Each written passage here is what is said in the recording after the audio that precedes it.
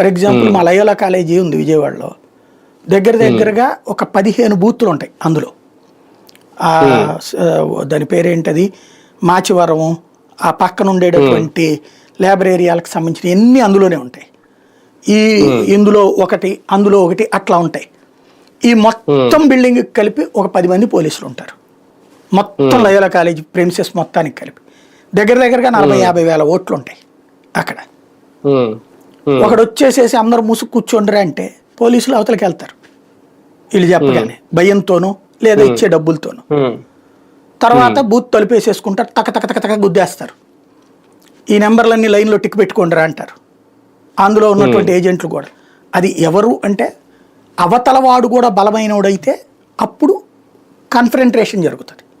అవతలవాడు బలమైనడు కాకపోతే one sided rigging జరిగిపోతాయి. ఎన్ని చూసాం ఇట్లాంటి రిగ్గింగ్లు నా కళ్ళ ఎదురుగుండా ఇదివరకు బోలెడు చూసా నేను. ఇందులో కమ్యూనిస్టులు ఒకప్పుడు బలంగా వచ్చాయి రిగ్గింగ్ల కారణంగా. అట్లాగే కాంగ్రెస్ వాళ్ళు గెలిచేటటువంటి ఏరియాల్లో ఎక్కువగా సరిహద్దు ఏరియాల్లో గెలిచే ఎన్ని రిగ్గింగ్ల కారణంగానే.